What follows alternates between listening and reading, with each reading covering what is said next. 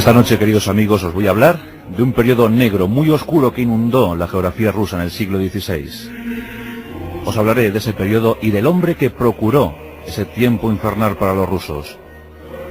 Esta noche nos proponemos contar la historia de Iván IV, aquel que fue considerado el terrible Iván IV, el mensajero del infierno.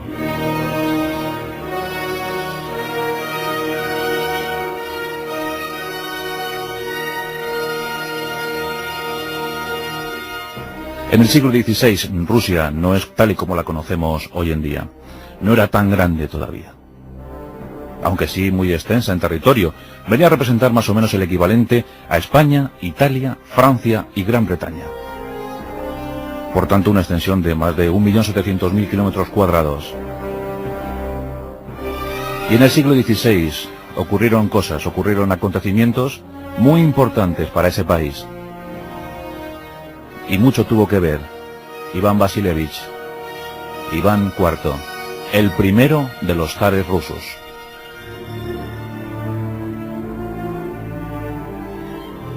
Iván IV venía de un linaje muy antiguo, nada más y nada menos que del linaje Rurik. Rurik era un vaego, un vikingo, un rus, un remero. Y de aquel linaje venía la familia de Iván IV. Los varegos eran llamados así por provenir del mar de Barents o del Báltico.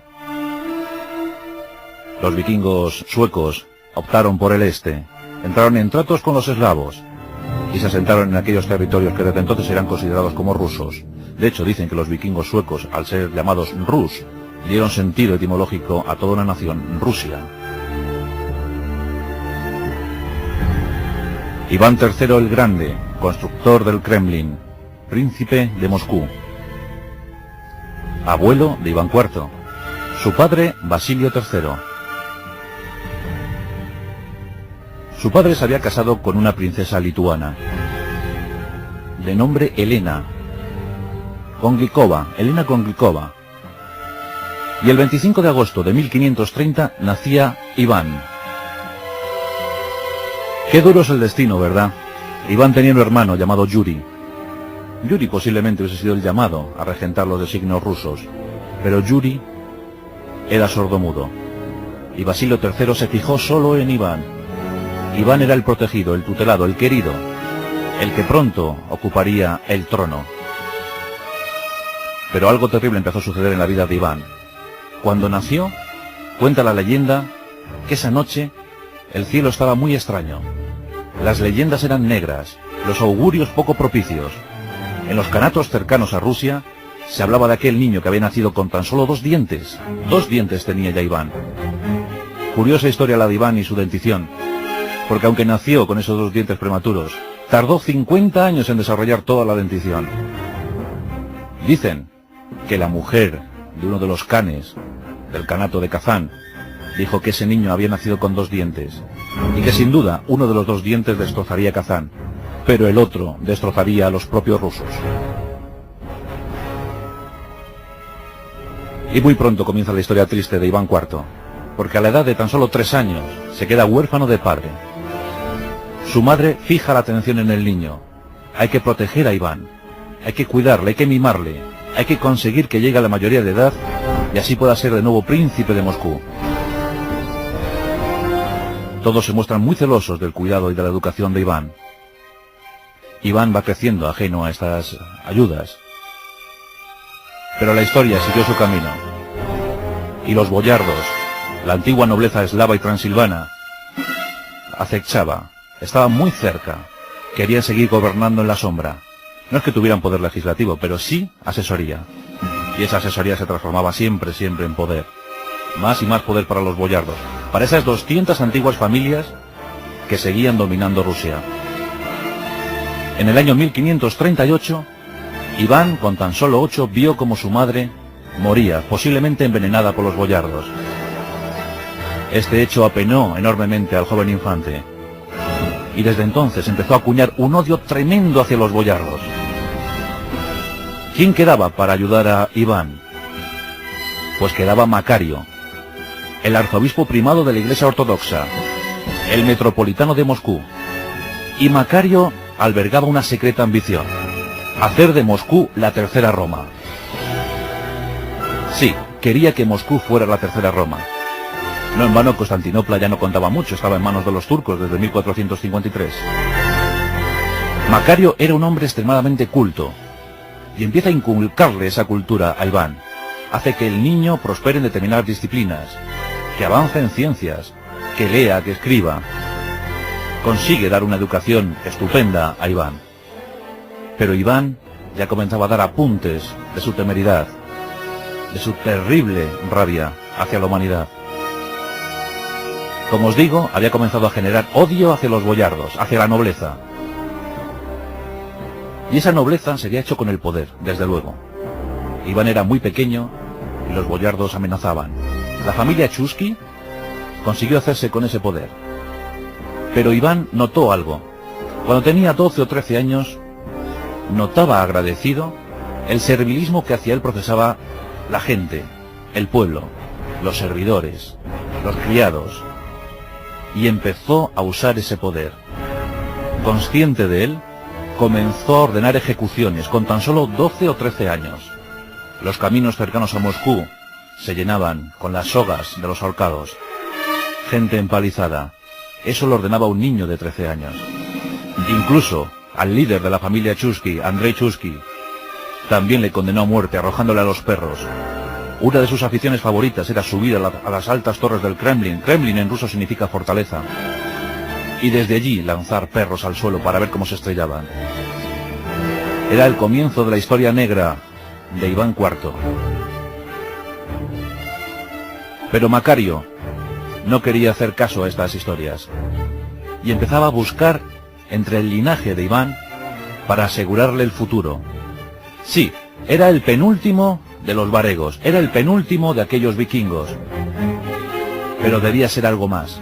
Y Macario, forzando mucho la máquina de la historia, encontró un entronque con la casa de los Augustos romanos, nada más y nada menos, y proclamó que Iván era descendiente también de los Césares romanos. Todo estaba dispuesto. Llegaba la mayoría de edad para Iván. Este la consiguió a los 15 años. Y en 1546, Iván se presenta ante la Duma y lanza 3 máximas, 3 frases. La primera: me quiero casar. La segunda: y ese matrimonio será con una rusa. Y por fin la tercera: es mi deseo proclamarme zar, César de toda la Rusia. Y así, en enero de 1547, Iván IV es coronado zar, el primero de los zares. Bien es cierto que su padre había usado ese título igual que su abuelo, pero nunca se habían coronado. El título de zar se lo daban, por ejemplo, los canes de los canatos tártaros, aquellos que habían quedado después de la invasión de Gengis Khan. Y también, por supuesto, el título de zar lo utilizaban los emperadores bizancios, los emperadores de Bizancio. Por tanto, Iván IV está considerado como el primero de los zares. Lo siguiente que hizo en febrero fue casarse. Y aquí otra página para la historia. La elegida fue una tal Anastasia Romanov. El primer brote de la saga de los Romanov. Aquella que tuvo continuidad en 1613 con la proclamación del zar Miguel. Así que todo estaba preparado para el arranque de nuestra historia. Iván IV era zar, se había casado con Anastasia Romanov. ¿Qué ocurriría ahora? Pues lo que ocurrió es nada más y nada menos que lo que está considerado por los especialistas como el tiempo feliz de Iván. Unos años de suma felicidad, donde rebaja los impuestos, donde reparte proporcionalmente la tierra, donde consigue la amistad del pueblo, donde también ampara a las artes, es mecenas de muchos artistas, y comienza a pensar en más civilización, en ampliar la civilización. Por tanto, son tiempos felices. Pero ocurre otro hecho. En 1553 cae enfermo, dicen que gravemente enfermo. Reúne a los boyardos e intenta hacerles prometer fidelidad hacia su primogénito, hacia Dimitri. Pero los boyardos, una vez más, no quieren saber nada. se separan de aquella promesa, y eso provoca la rabia y el odio una vez más de Iván IV. Y ese odio lo deja bien guardado, porque en sucesivas etapas lo sacará en su máxima crueldad. En 1553 comienzan las conquistas de Iván IV. Los kanatos estaban demasiado próximos, el de Crimea siempre amenazante, el de Kazán muy próximo, y el de Astracán siempre al acecho. En 1553 comienza la campaña contra el Kanato de Kazán. Aquella frase de la mujer del Khan cobra vigor, cobra fuerza, cuando las tropas de Iván IV entran al asalto en el Kanato. Una auténtica guerra relámpago. En poco tiempo se hacen con el control de todo el territorio. Rusia empieza a ser más grande. Los tártaros de Crimea responden, pero Iván IV les frena. Y así comienza la invasión del segundo Kanato, el Kanato de Astracán, 1556. También consigue esa conquista, pero aquí Iván IV se da cuenta de que sus soldados merman, sus tropas merman, y decide proclamar la leva forzosa. Desde entonces Rusia tendría siempre un ejército movilizado. Corría el año de 1556. Una vez completada la conquista de Astracán, dirige sus ojos hacia la salida al mar.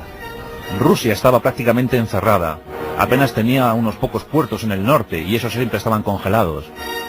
Tiene que buscar una salida hacia el mar Báltico. Y en su camino está Livonia. Y comienza la campaña más cruel de Iván IV el Terrible, la campaña de Livonia, una guerra absurda, estéril, que duraría casi 25 años. 25 años en conflicto, no solo con la gente de Livonia, sino también con los polacos, con los lituanos, con los suecos. Ya entonces había acuñado el término terrible, que por cierto es una mala traducción, porque en Kazán y en Astracán le llamaban Iván IV Grozny. Grozny significa furioso, imponente, riguroso, pero no terrible. Aún así, la historia ha querido que ese nombre fuera el que prevaleciera. En la campaña de Livonia, las tropas de Iván IV se van sumergiendo en guerras tremendas, inacabables, agotando a todo el personal, agotando provisiones y recursos. Es casi la tumba política para Iván IV. Pero no para la guerra. Y llega el terrible año de 1560. Un año penoso para Iván IV, porque en 1560, cuando este tenía 30 años, muere su gran amor, dicen que su único amor. Muere Anastasia Romanov. Tan solo tenía Iván 30 años, y este episodio es muy doloroso para él. Le sume en la postración, llega a estar abatido, completamente abatido. Dicen que Iván IV pasaba de la euforia a la depresión más absoluta. Luego explicaremos el motivo médico. 1560. Poco le quedaba, porque su hijo Dimitri también había muerto ahogado. Hacía pocos años. Su primogénito había muerto ahogado. Le quedaba Macario, el arzobispo primado de la Iglesia Ortodoxa. Pero en 1563 también muere. Iván IV está más solo que nunca. Está terriblemente solo. Y se abandona de tal manera que entra en el mundo del vicio y la perversión, en el mundo oscuro. Comienza la época negra, la época infeliz para Iván IV. Orgías, torturas, condena a la humanidad. Cree que la humanidad es su verdadero enemigo. Son años tremendos, absolutamente negros y oscuros. Ejecuciones, muertes sumarísimas. Todos sus enemigos caen abatidos. Algunos incluso por acusaciones tan absurdas como por ejemplo la de aquel príncipe que llegó a decir que Iván IV era homosexual. A los 2 días fue ejecutado. Todos le temían. Era el ser más odiado de Rusia. Pero el pueblo todavía le guardaba cierta amistad, cierto cariño, por sus medidas iniciales. En 1564, Afesio, el nuevo cardenal, el nuevo arzobispo, se reúne con los boyardos y deciden terminar con esta situación absurda. Y combinan a Iván IV a acabar con eso. quieren que acaben con el reinado de terror. Iván parece escuchar. Iván se acerca a la Duma y habla, y dice que va a abdicar a favor de sus hijos, y que lo dejará todo, que lo abandonará todo. Pero Iván era demasiado listo. Meses antes se había estado asesorando con numerosos expertos, y había preparado una especie de golpe de Estado a sí mismo, una especie de golpe de Estado a Rusia. En diciembre de 1564 abandona el poder. Pero lo primero que hace, desde su exilio cercano en un monasterio a 100 kilómetros de Moscú, es enviar 2 cartas. Una a la Duma, acusando a los boyardos de traidores, de ladrones, de pendencieros, y que lo único que querían era sumir a Rusia en la hecatombe. La otra carta la dirige al pueblo, contando esto y algo más, enardeciéndoles, diciendo que la guerra civil está próxima. Esta carta se lee en todas las plazas públicas de Rusia. En Moscú, la gente, estremecida, empieza a convulsionarse. Los boyardos, temerosos de lo que podía ocurrir, una guerra civil, no era conveniente para nadie, se reúnen con Afesio y se dirigen al monasterio para pedir perdón a Iván. Este acepta complacido el perdón, lo acepta, les perdona y vuelve. Vuelve para dar una nueva vuelta de tuerca a su imperio de terror. En 1565 crea la Tsernina, la tierra, y también la Presnina. La Presnina era una especie de estado dentro del estado. A partir de entonces, el zar controlaría 1/3 de todo el territorio ruso, que en principio iban a ser solo 20 poblaciones, pero luego estaríamos hablando de 1/3 de todo el estado ruso. Una superficie parecida a la de España, era de su total dominio, de su control absoluto. Y aquí aparece la Guardia Negra de Iván IV, los opresniki, de baja extracción popular, soldados de su guardia pretoriana, aquellos que le juraron fidelidad hasta la muerte, aquellos que vestían de negro, que montaban caballos negros, auténticos precursores de las SS hitlerianas. Los opresniki tenían un símbolo, la cabeza de perro, el perro que olfateaba, que destrozaba, que mataba a los enemigos de Iván, y la escoba para barrer los restos. Durante 8 años los opresniki sembraron el terror y el pánico por todo el territorio ruso. Eran tiempos muy difíciles y crueles. Había ciudades que no compartían el espíritu de Iván. Por ejemplo, Novgorod, la ciudad mártir de Novgorod. En 1570, Iván piensa que esta ciudad se puede sublevar a su poder. Novgorod, aquella que fue fundada por Rurik, el ruso Rurik, el varego que dio sentido al linaje de Iván. Qué contrasentido, ¿verdad? Iván reúne 15.000 de sus mejores soldados y se encamina hacia Novgorod. Y allí se produce la tragedia. Iván llega con sus 15.000 hombres, asedian la ciudad y entran al asalto, la toman al asalto. Y durante 6 semanas, hombres, mujeres, niños, ancianos, fueron empalizados, fueron ahorcados, mutilados, sometidos a tortura. Las cifras no se ponen de acuerdo. Unos dirían que las muertes estuvieron en torno a 27.000. Otros elevan esa cifra hasta los 60.000. Prácticamente toda la ciudad sucumbió ante la ferocidad de Iván IV el Terrible. Durante siglos los rusos hablaron de aquella atrocidad. Pero en 1571 se produce una nueva historia dentro de la tragedia. Los tártaros en Crimea se revuelven. Devlet Giray, su líder, avanza hacia Moscú. Iván IV envía tropas, pero todas son rechazadas. Los tártaros incontenibles. Y aquí Iván IV hizo gala de una de sus famosas costumbres, la cobardía. Ya había demostrado en anteriores batallas que no era muy propenso a entrar en combate en primera línea. Y aquí, ante el temor de que llegaran los tártaros, huye hacia Inglaterra. Él mantenía muy buenas relaciones comerciales con Inglaterra. Incluso llegó a pedir la mano de Isabel de Inglaterra, Isabel I. Es curioso, pero sí la pidió. Esa mano fue rechazada. Hay quien dice que si Isabel hubiese aceptado la mano de Iván IV el Terrible, no se llamaría el Terrible, sino el apesadumbrado. Pero Iván IV opta por el exilio y se larga. Los tártaros llegan a Moscú, ponen el sitio e incendian Moscú, el terrible incendio de Moscú. Una de las páginas más oscuras de la historia de Rusia. Los tártaros entraron en la ciudad. La matanza fue terrible. 60.000 personas en los combates. Dicen que más de 1 millón con las hambrunas e incendios posteriores. Parecía todo perdido, pero los oprosniki se reúnen con la gente de la Semnina y deciden conformar batallones, un nuevo ejército, bien unido, bien conformado, bien equipado, que pone oposición a los tártaros y los expulsa, los vence. Lo consiguen a pesar de todo. Iván IV, que ya estaba firmando su testamento en Inglaterra, se entera y vuelve victorioso. Su guardia negra le está esperando. Iván IV es aclamado por sus guardias negros. Pero eso sí, la gente de la Semnina, la gente de la nobleza, le impone algo. La Proznina debe ser disuelta, los oprosniki también. Esa guardia negra, esa auténtica guardia de muerte, debe ser disuelta. Y aquí ponen fin a 8 años de terror y de pánico. Iván IV accede porque, bueno, al fin y al cabo ya se estaban volviendo muy peligrosos. Eran tiempos muy difíciles. Mucha mortandad entre los rusos. Se habla de centenares de miles de muertos en el periodo de vigencia de Iván IV el Terrible. Los polacos seguían hostigando en Livonia.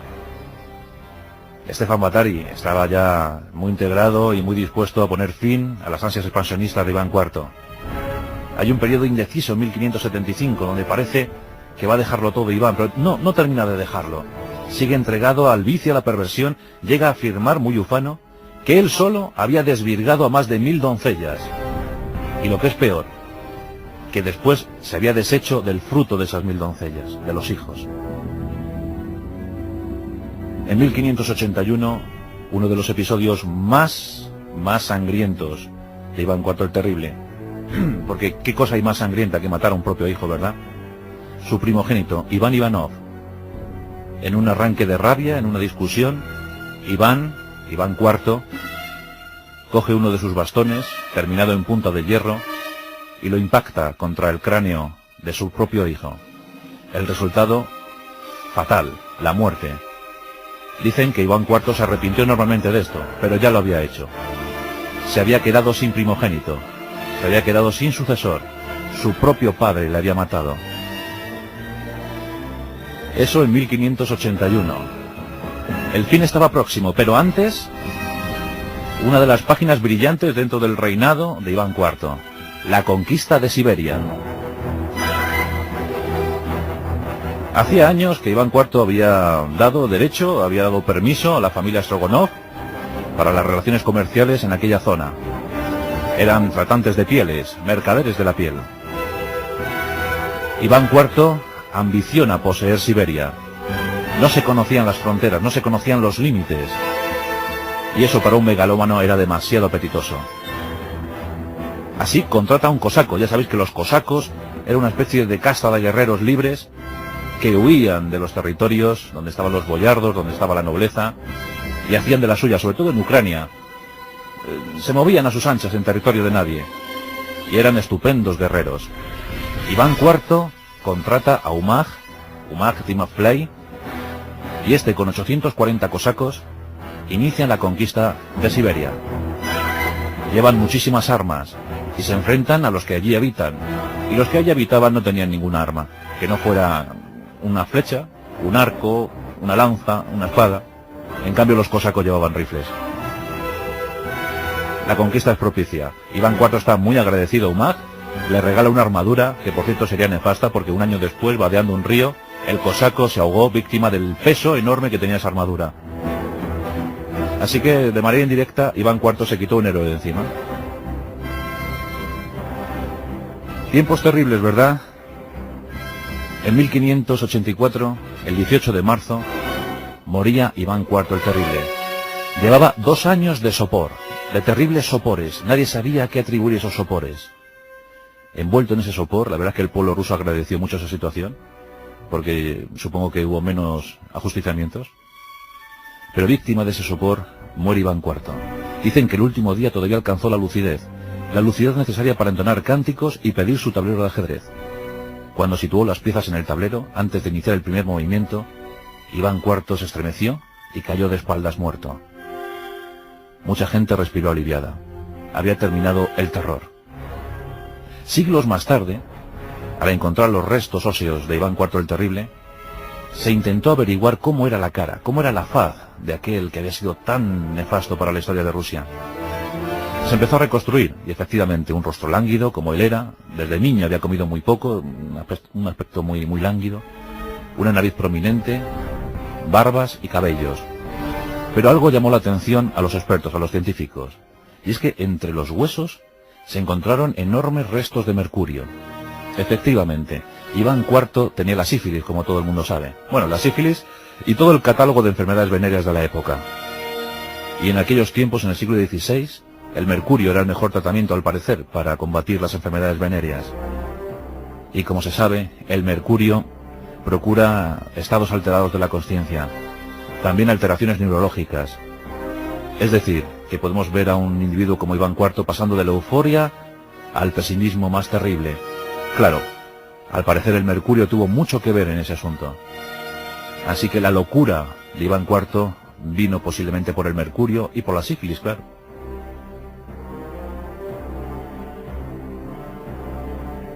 En la Europa occidental decían que el imperio del mal se había asentado en Rusia y que el mensajero, el vehículo de aquel mal, era Iván IV. Fijaos cómo estaba la situación. Isabel I en Inglaterra. En nuestro país, por ejemplo, pues el emperador Carlos I de España, V de Alemania, y luego su hijo Felipe II. Los turcos estaban en el otro lado. E Iván IV aparece entre todos estos. El siglo XVI es complejísimo, es además fascinante poder estudiarlo, y sobre todo cuando aparecen figuras como la de este, que fue fue el primer zar. Después de él, ¿qué llegó? Pues el último de la dinastía varega, Fiódor, su hijo. Lo que pasa es que Fiódor tenía debilidad mental, era un enfermo, y rápidamente fue asesorado por los de siempre.